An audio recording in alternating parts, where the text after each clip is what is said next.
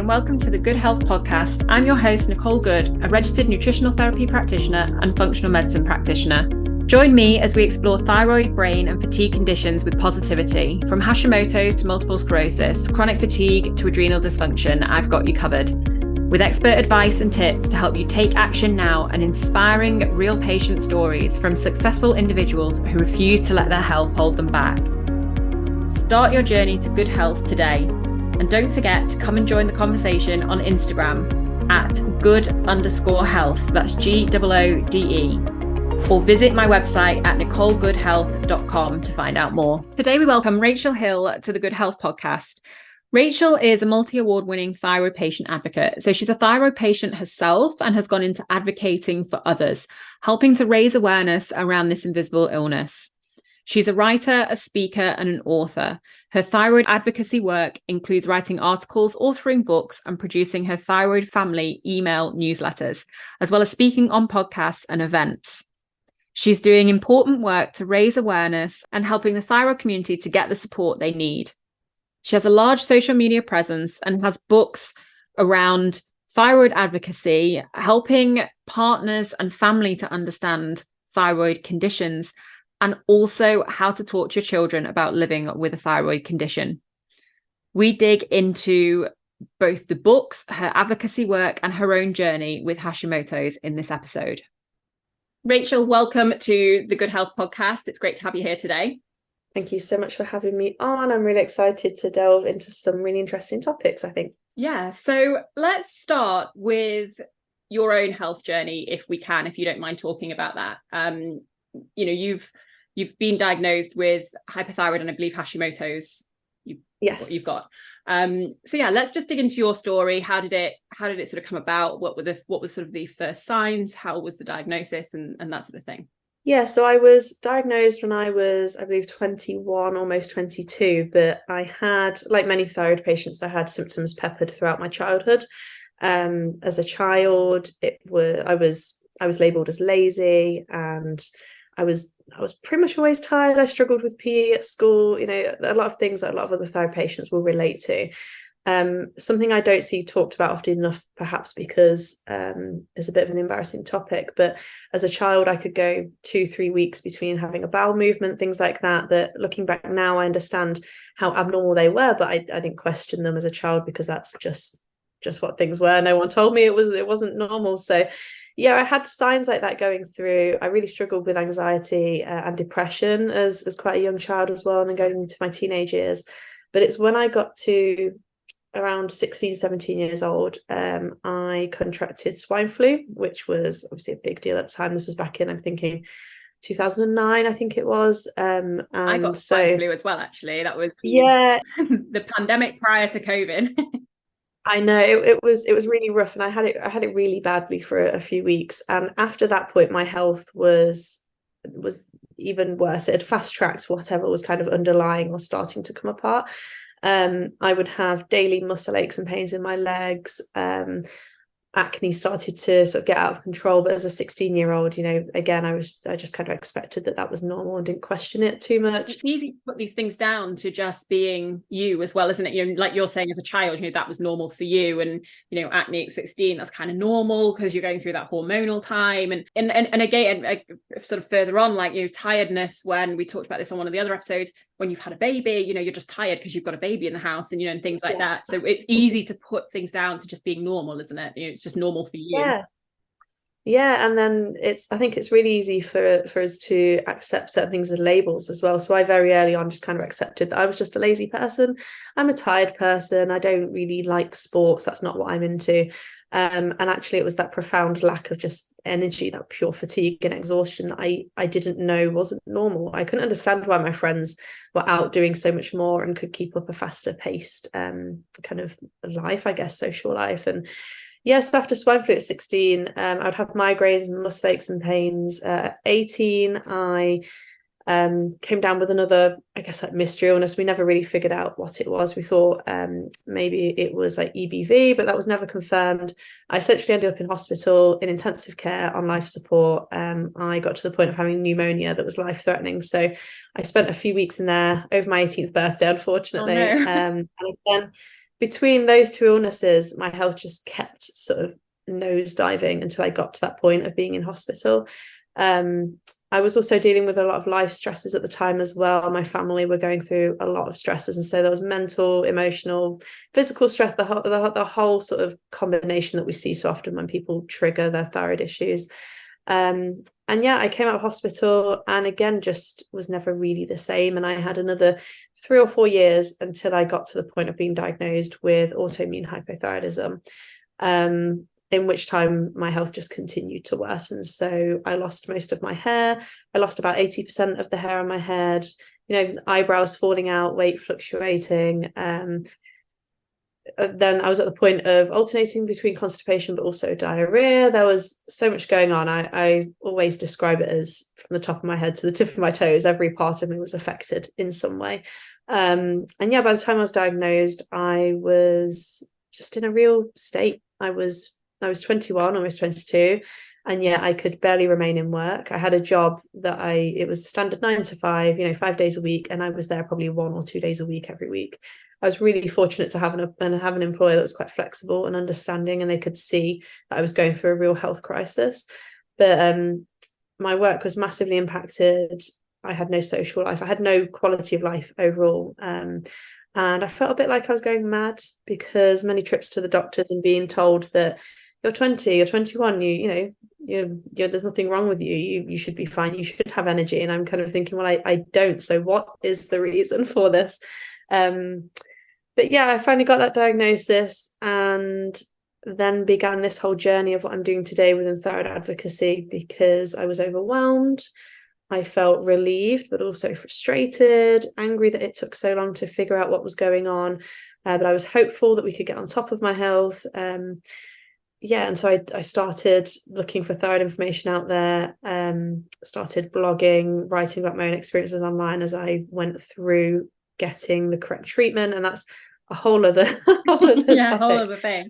Of figuring out getting the thyroid medication correct, but then also realizing that that's not the only piece to this big puzzle. And that's something I think people don't always realize with thyroid, that actually we're looking at the whole body, not just the thyroid. Those symptoms can be, you described it as I think you said from your head to your toes.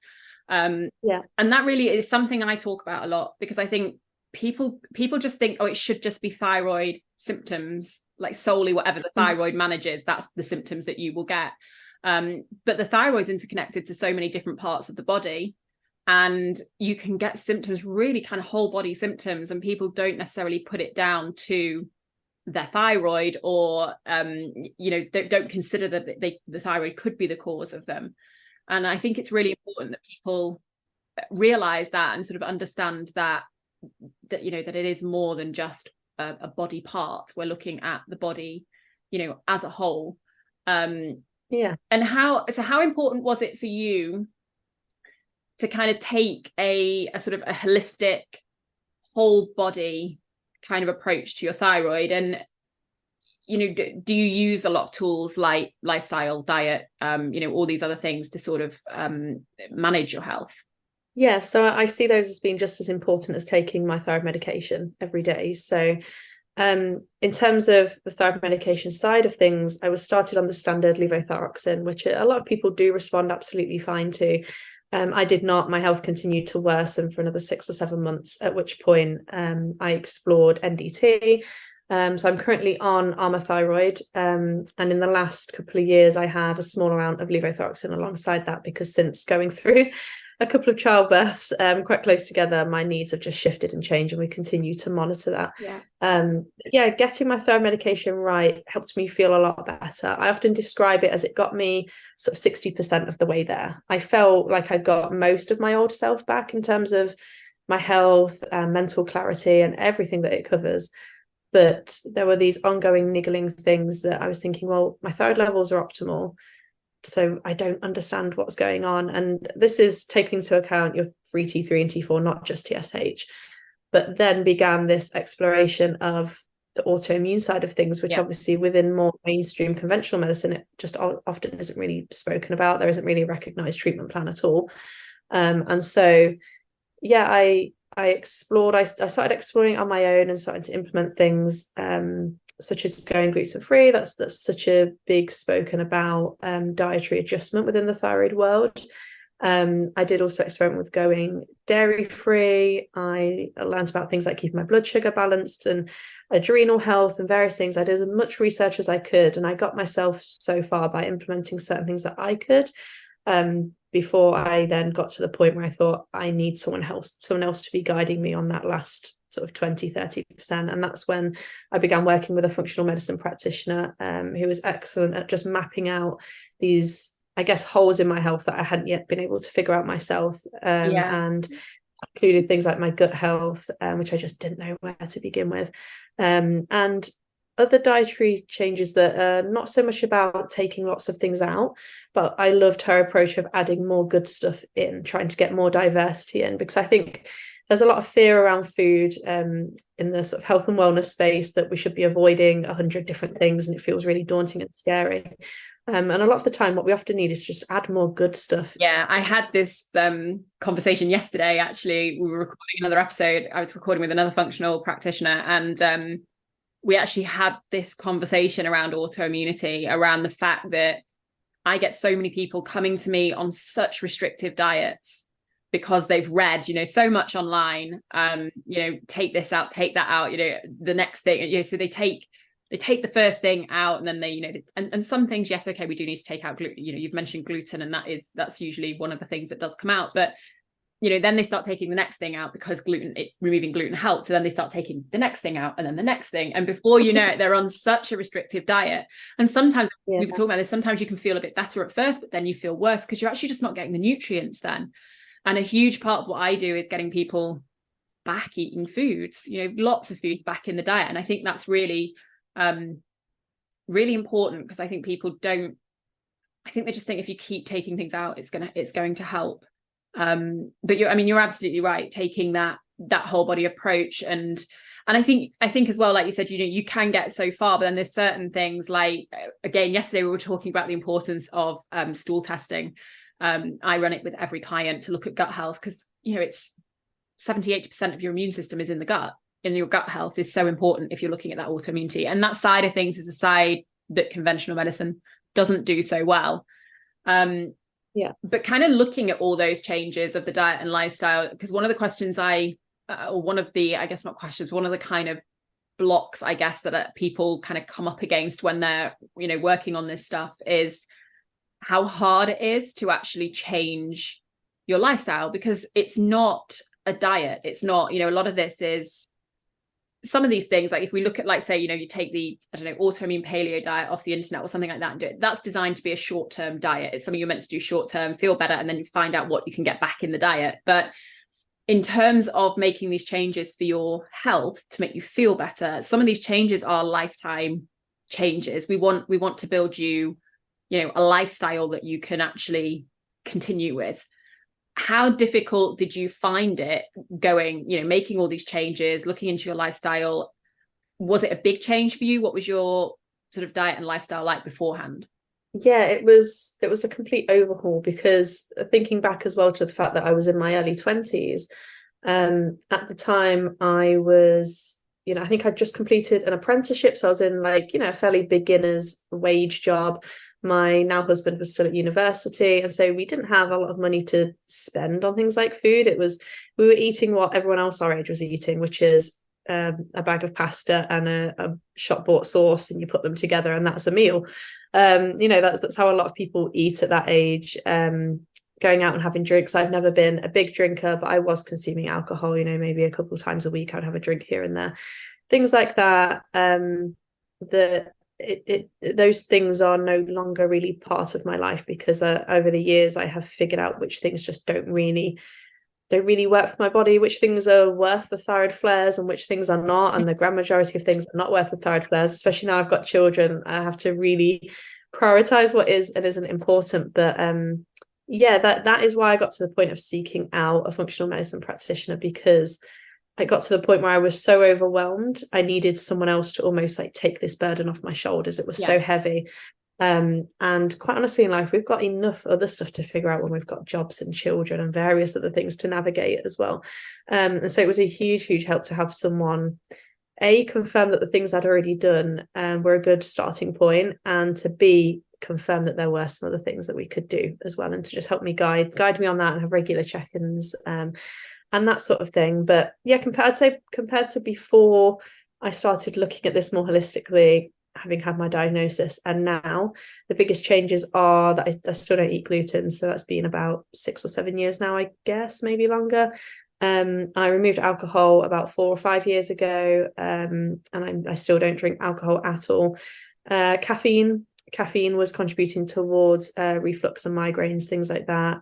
So I decided to remove that almost entirely. I might have the odd cup of tea here and there that isn't decaf and things like that, but things like that. Oh, and this is a really big one that a lot of people don't consider, but just eating in a mindful way to keep your blood sugar balanced. Yeah. That's not a case of, again, taking things out your diet or anything like that, but it's just looking at every snack and meal you eat and thinking, is this going to sustain me for another couple of hours or however long that it's intended to? Is this going to give me mental clarity? Am I going to start feeling cranky in half an hour? Doing things that I guess you could call them hacks, but that just give you that long-term energy throughout the day, because so many people come to me talking about this 3 p.m. slump that is infamous within the thyroid world as well. And the brain fog in the mornings, I used to wake up so brain fogged and fatigued, and I felt nauseous and sweaty and dizzy. And once I got into the habit of eating a good breakfast that was balancing my blood sugar more than either jam on toast or sugary cereal with milk on top, that disappeared. Once I've been doing that for maybe a week or so, my body was adjusting and I was feeling way better for it in the morning. And actually, some of these things you can get quite quick results with as well, which is is really nice. And blood sugar is, well, it's a big one with all autoimmune, but it is a big one with thyroid. So if we kind of look at you now, I guess you are you're doing a lot of work around advocating for hypothyroidism, Hashimoto's, any people with these sort of thyroid health conditions, and you're helping people to learn how to advocate for themselves as well, which is a huge part of any autoimmune disease. Really, we've all got to advocate for ourselves when we've got autoimmunity. But why was it important for you to start doing the advocate work and to kind of raise awareness? Because lots of people have got thyroid conditions, but they don't go into kind of doing something like this and advocating and raising awareness and that sort of side of things. So what made you want to speak out and want to help support sort of people in finding their own voice, I guess? I turned to the online world to understand what it all meant, what my life would look like with this new diagnosis, and I couldn't find the right information and support out there. So I started to digest information from many of the thyroid books that you can see behind me, from a lot of the people that we know within this world. I started to digest them, and they're great. They're from medical experts and medical professionals, but when you're brain fogged and fatigued, they are so hard to absorb and know what to do anything with. And so I wanted to take that information and make it more easily accessible and more easily digestible, so that people can start to make these small steps, because it's overwhelming knowing where to begin. And then when you start to find that information, it's hard to know which information to trust, what will apply to you, and where to go from there. So the only information I could find was from other medical professionals and doctors within the thyroid world, and it just felt like we were lacking that patient voice within that, who is literally going through it and living it, and figuring out which of this information does and doesn't apply. And doing so, I started by setting up a Facebook group. I joined a load of Facebook groups with thyroid conditions, and I just didn't find any of them having the right environment that I was looking for, this kind of community of people kind of there for each other at the good points, but also the bad points, sharing in the highs and lows, and encouraging each other to keep going and to figure it out, and give each other tips and tricks on navigating doctor's appointments and various things like that. And so I set up a Facebook group, and then it just kind of spiraled from there. My husband, Adam, he asked me, I'm thinking how long ago this was now. My website has been going for about 8 years. So back then, everyone was blogging about everything and anything. And he said, why don't you create a blog, get your thoughts out, certain aspects of trying to get diagnosed and the treatment process I found really frustrating. And writing had always been a natural way for me to process what I was going through. And so he said, set up a blog, get your thoughts and feelings out and process it in that way. And that's where it all kind of began. A lot of people started giving me feedback straight away. And it went from just being a blog about my personal experiences to actually then collating information from books, from papers, from research, from various sources, as well as then directing people out to where they can get more information. Because underlining everything that I do is that I'm a thyroid patient expert, but I'm not a doctor. So I'm very aware that we need to signpost people to the right information where that is appropriate. But yeah, I felt like there was a real patient voice lacking. And I couldn't be the only person who was frustrated with not knowing where to go next. So I guess I just wanted to fill that hole. Yeah, I think that's great. It's an interesting story, because obviously a lot of the people usually are, like you said, medical professionals or functional medicine practitioners or, nutritionists or, within the field, I guess. But I think it's also helpful for patients to hear other patients' stories as well. And I think just to know, this was actually something else I wanted to ask you about, because I think it also helps people to feel less alone if they hear other people are going through a similar story, because the autoimmune diseases, all of them, can be quite isolating in the sense of, and you actually call yourself on Instagram, I think, is it the invisible hypothyroidism, isn't it? Yeah. Which it kind of interested me when I looked at your page, because a lot of autoimmune diseases are what we call kind of invisible diseases, as in you can't necessarily see all the symptoms. Other people can't see all the symptoms. We can feel them, but other people can't. And we've briefly kind of touched on this on a couple of other episodes, but like, what made you choose that handle? What about sort of it being an invisible illness is important to you? So it came from, before I started blogging, I wrote a poem. Again, writing's just always been a way for me to get things out. I wrote this poem that I titled The Invisible, which just kind of, and it's on my website for anyone interested, but just kind of talks about all these symptoms and effects to our mental health and things internally that we experience that our friends, family, co-workers, they don't see, and the impacts of that.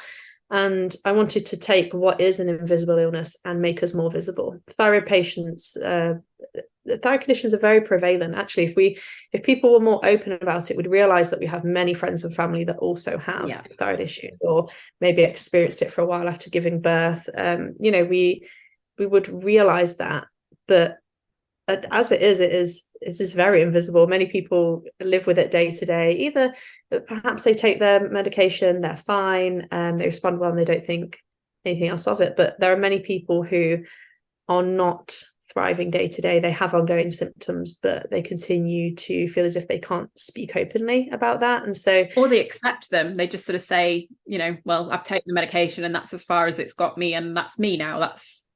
I have to stay with these symptoms and put up with it. Yeah, and perhaps those are the symptoms that they have are other separate conditions, the antidepressants, the laxatives, the omeprazole for acid reflux, various things.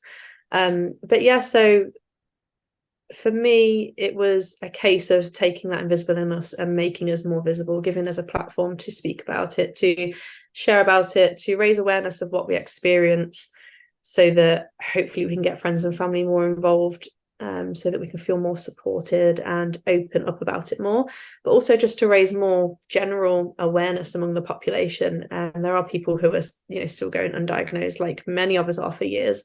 I was lucky that from the time that my symptoms were really bad to being diagnosed, it was maybe 5 years or so. But for many people, that is much, much longer. Yeah, for me, it was, I don't have hypothyroid, but I have other autoimmune, and my diagnosis was 15 years. So, it's a long time. And they said, the average, they say with autoimmune is like 7 years. It's a long time. And some people do get diagnosed very quickly. But for others, it can be, quite a long journey. And you've mentioned writing as something that you used as a tool to kind of help you, I guess, through the illness and help you process everything. And part of the sort of advocacy work that you do now has led you to writing a few support books. And the first one, so I just want to, we've kind of touched on the first one because the first one's about how to advocate for yourself, which we've kind of sort of touched on. But the second one, I just wanted to dig into a little bit more with you, because you wrote this one to help partners, family, friends, understand thyroid issues that their loved ones are maybe, going through. So what's your experience with that, with people sort of understanding it, and why was that something that was an important topic for you to write about? Yeah, so I wrote, so the book is called You, Me and Hypothyroidism, and I co-authored it with my husband, Adam. It was really important to me that we got the whole, I guess, 360 view of what it's like for the thyroid patient and their loved one. We talk about it very lightheartedly. We've been very candid speaking about it publicly, and Adam admits that some of his viewpoints when I was first diagnosed were wrong, and he wants to make sure we continue to talk about that so that we can help more couples. But yeah, when I was first diagnosed, Adam, he couldn't understand why I had ongoing symptoms when I took a pill every day and I should have been fine, because that's what the doctor told me. Yeah. I was very adamant in saying it doesn't feel like it's working. But he struggled to grasp how that could be so when I was taking the medication and I was still having panic attacks that were affecting both of our lives every day, especially when I was trying to get ready for work. It would feel like, I was having, like I said before, these mornings where I was hot and dizzy and the room was spinning, and then that would lead into a panic attack because I was thinking, how am I feeling this physically awful? Am I dying? Are the doctors missing something? And it really feeds into your mental health. And where that then impacts the people that we lived with and those around us is that if they can't understand the ins and outs of how thyroid medication works, even just in a basic sense, this book is definitely not a technical book. It just delivers just the information they need to know so that it can help. If they can't understand that stuff, then how can they understand that different people may need different types of thyroid medication, or that thyroid medication, like we said, is just that one piece of the puzzle, and that there are other things we can be doing, such as lifestyle changes, that they can be supporting us with, so that we can work together as a team to navigate this together. And in some respects, it could actually make your relationship stronger after going through a rough patch of learning how to live with one half of you as a romantic couple, one half of you being newly chronically ill. I know that we went from feeling like we were a 21-year-old couple to a 91-year-old couple. Adam quickly almost fell into a carer role. He was having to help me up the stairs, help me to the toilet. My health was completely devastated. And as he saw me sort of fighting to get things back on track, he started to understand just how there was so much more to it. And the more that I got him involved in that in my day-to-day, the more we could get my health better and get me back on track. So it benefited us as a family unit. And so, yeah, it was really important for us that we shared the ins and outs of all of that, whilst also acknowledging that for the person who doesn't have hypothyroidism, this is a really hard thing to understand and navigate. You can feel like you're walking on eggshells when your hypothyroid partner is having mood swings, or perhaps you're struggling with infertility due to it. And that is a really common area that I'm asked about a lot, how we navigate things like the fertility struggles that can come with hypothyroidism, not only from the point of view of ensuring that our thyroid levels are optimal and that we're looking at ourselves holistically to support our fertility, because that can be affected with thyroid disease, but also supporting each other from the mental health side of things, attending appointments together. It's really a one-of-a-kind book that, again, we just felt was lacking. A lot of what I do is, if there is a hole in the thyroid world, thyroid patients are coming to me asking for resources on certain things, and it doesn't exist. I'm very likely to want to fill that hole so that we can deliver what more people need. And do you feel it's made you stronger as a couple, him being part of the journey with you? Yes, definitely. Yeah. I mean, he's currently going through his own health stuff at the moment. He's struggling with gut health issues. And as a result of everything that I've learned through having mine, we are able to implement a lot of that knowledge into his own health now, where previously he's, you know, never really had physical or mental health struggles at all. But by him being aware of what we have gone through with mine, it's, I don't know if this makes sense, but it makes it easier for him to understand when I'm suggesting let's order these tests and look into these areas. I've got a great practitioner that maybe we could get you booked into, and it's a case of continually working as a team. But yeah, just day to day, he'll understand. So last night did not get a great night's sleep because, as a parent of two young children, we were up early. My youngest was up before 5 a.m. this morning because he's struggling with separation anxiety. And so Adam could see from me early this morning, just by the look on my face, that I'm quite fatigued. I'm a bit brain fogged today. And there are probably some things that we need to do to give me some extra support, just to make sure that this is like a 1 or 2 day thing and we're not going to end up going down a slippery slope towards thyroid flares and things like that. So by keeping that open communication, it helps an awful lot to have someone else have eyes on my health that isn't just me, if that makes sense. Yeah, because I think quite often when it's you push through as well, you know, we you know, as I'm talking, I mean, I'm a practitioner, but I'm a patient as well, and I'm sort of from the patient side of things. We are very much, I think, particularly with autoimmune, we push through, and I think we have to push through. If we've been down a road where this was something that definitely happened with me. If we've been down a road where it's a long diagnosis, for me, it was like, you know, 15 years. I couldn't do nothing for 15 years. I couldn't stop. I had to keep going. I had to push through. There was times where I couldn't work, but I had to get on with life. You know, you can't do nothing whilst you're waiting for that diagnosis. You've got to kind of try and push on and get going. And I think we do that a lot. And I know I'm really bad for this, and it comes from having that long period of having to push through. I still do it now. I still push through when I know I should stop sometimes. And I'm bad for it. I have to sometimes give myself a talking to. But I think we do. It becomes a part of us to, you know, people always, I've heard people say before, you know, like, people with chronic illness are not weak. They're actually usually very strong people because they've had to be. You know, they've had to push through. Like you were saying, you know, at 21, it was like being a 91-year-old. You had to push through. You had to keep going. You've had to figure all this stuff out. And usually they're strong, you know, strong people who are struggling with these things. And but I think a support network, and I think a lot of people think that, you know, what I do a lot of what I do is obviously comes around nutrition. That's a huge part of it, and lifestyle and things like that. But there's a lot of other elements to it. And one of the things that people need, one of those pillars to help support, to help get people back to kind of optimal health as much as we can, is a support network. It's hugely important to have that somebody that you can lean on a bit, somebody who can help you out on the bad days, like you say. But also somebody who will maybe just sometimes tell you to slow down as well. I think so we all need that occasionally when we're trying to maybe push through. Somebody else to sort of say, actually, do you know what, I think you need to slow down a bit today. Or, you know, and sometimes it might be the opposite. Sometimes it might be if somebody's feeling a bit down and a bit depressed, it might be getting them going again. You know, it can work both ways. But I think a support network is hugely important in all autoimmune and you know, chronic illness.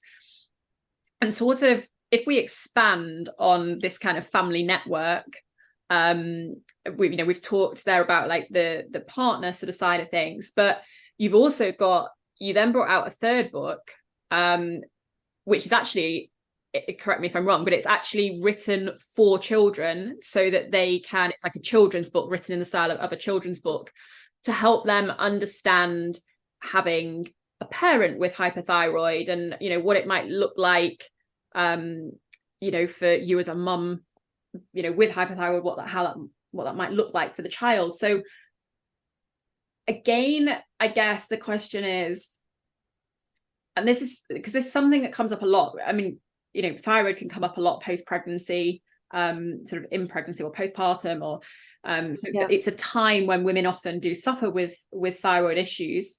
But sort of, why was that important again to you to write? What was your experience with it? What did you see your children struggling with certain things, or other people's children struggling with certain things, and what sort of brought around this kind of topic area, I guess, for you? So Thyroid Superhero was very much created out of my own child's need to question everything I do for my thyroid health. So I have a 3 and a 1 year old, and by the time my 3 year old was sort of 2.5, all of the why and what questions started. They become very curious, and he noticed I was taking thyroid medication every day. He noticed that mummy doesn't always eat the same food we do, in terms of we rarely have things like pasta, but if we do, I will make up a separate gluten-free pasta, unless I'm just serving us all the same. But he will notice that I might have separate foods, that I take medication, that I might be more tired some days, that if we've had a really hectic weekend where I've overcommitted to things, come Sunday evening, mummy might just need to rest. And the more aware he got and the more questions he asked, the more I started to think about how I could answer his questions in an age appropriate way. In our house, we love books. I am an avid book reader. So is my husband. Our children will always going to be. We have hundreds of books. And whenever and my youngest will get there at some point as well, asking these questions. But whenever he is asking questions, there's a topic he's interested in and he wants to know more. Or if he's struggling, when he started nursery, he was struggling with anxiety and things like that. We turned to books as a way to get the conversation going. And so it felt quite natural for me to, again, create another book, something I've done before, something that I feel is a great resource for children, to get those conversations going and to open up what hypothyroidism is in the most simplest of terms. I wrote this book with the age range of about 2 to 7 years in mind. What hypothyroidism is, where the thyroid is located, why your grown-up might need to take medication and what that does, what thyroid flare days are, what that might look like, the ways that they can help their grown-up. And by help, I mean maybe you can do some nice calming activities together, sitting on the sofa, reading books, find ways to kind of navigate those days together, but in a way that we're also not overwhelming children or making it any bigger than it has to be at the same time. I am a firm believer in honouring the whole experience of, often when you get diagnosed, you're at the lowest point in your health, and there's often a bit of a roller coaster over the years while you're getting things to a better place. And even now, when my health is in a really good place, I still have dips. Life happens, my gut health goes down the drain again, I need to get back on top of that. It's an ongoing process, but I don't want people to feel as if there is no hope out there. We can very much get to a point of living well and healthy and thriving again. This book represents that whole journey, that there are going to be flares from time to time, that your grown-up might be figuring out what sort of foods are making them feel good or not so good. And it also covers things like the spoon theory, which you may or may not be familiar with, but it's an analogy within the chronic illness community. So there are very simple discussions like that we can have with our children, that just gets those conversations open so that they can have their questions answered, hopefully feel a little less worried if they're noticing some of these things and they're grown up and they're getting to that point of asking lots of questions, that also just help to raise awareness of thyroid conditions and thyroid symptoms in our children as well, considering that there is that genetic component as well. I know that I want my children to grow up being aware of any signs and symptoms, not just for themselves, but there's a good chance that they're going to have friends or future family and loved ones that could develop thyroid conditions. And if I can help spread that awareness further, just to help other people get tested and diagnosed sooner, get some of their years back that many of us lost, then I feel like it's a really multifaceted resource that will hopefully just encourage the next generation to be a bit more aware and even a bit more accepting of people with chronic illness as well. Yeah, I think that's it is really important, and I guess it's helping, as well as helping the children, it's helping parents to know how to speak to their children about it as well. It's giving them sort of guidance on how to speak to the children, as well as helping the children in terms of them having a book that they can read about it. So the question is, what next? Where do you've sort of talked about these holes that you find in thyroid care, and there's a lot of them, but where, I guess, have you found that next hole in thyroid care that is the next sort of thing you want to support people with? What's next for you? Yeah, so there's always more to be done in the thyroid advocacy world. I'm continuing to be involved, especially here in the UK, with UK thyroid charities. There's also the campaign that is continually ongoing to bring more medication options to thyroid patients here in the UK. A lot have had their T3 medication withdrawn within the last 5 years. So I aim to continue to be involved with all of that good stuff. In terms of personal projects, my aim is to get a book out there around fertility, pregnancy, postpartum, parenting, and that whole chunk of our lives, which is often affected by thyroid disease. There's 1 or 2 books out there. Again, they're still quite technical though, and they kind of end at the point that you give birth, and there's this huge gap of, oh my goodness, how do we actually parent with a chronic health condition like thyroid disease? Which can be a whole, whirlwind of its own. So I would definitely love to explore that more so in book form. And now that my youngest, my 1-year-old son, has started nursery, I should hopefully have some more time on my hands now to get stuck in with projects like that. But I tend to be a bit here, there, and everywhere, getting involved in anything that can help spread that thyroid awareness and just reach more people, and fundamentally let them know that if you're on thyroid medication and you're still feeling unwell, you're not alone. Yeah. And there are things you can do. Yeah, exactly. Rachel, thank you so much for joining me today.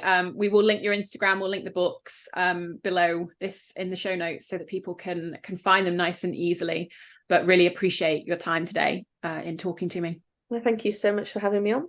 I hope you enjoyed this episode of the Good Health Podcast. Do share the episode with anyone who you think it may benefit or who may enjoy it, and help me spread the word by rating the episode or leaving a review. If you want more, you can find other episodes in the series on your podcast app, or sign up to my free newsletter. Not only will you get information on new episodes launching, but we cover lots of health topics, with the Ask Nicole section where you can send in your questions, my favourite recipes, my favourite products, tips and tricks to help you on the road to good health, and much more.